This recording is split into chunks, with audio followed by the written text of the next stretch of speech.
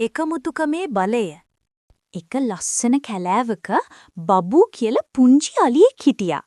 බබූ හරිම අහිංසකයි. හැබැයි එයාට හිතුවේ එයාට තනියම කිසිම දෙයක් කරන්න බැහැ කියලා.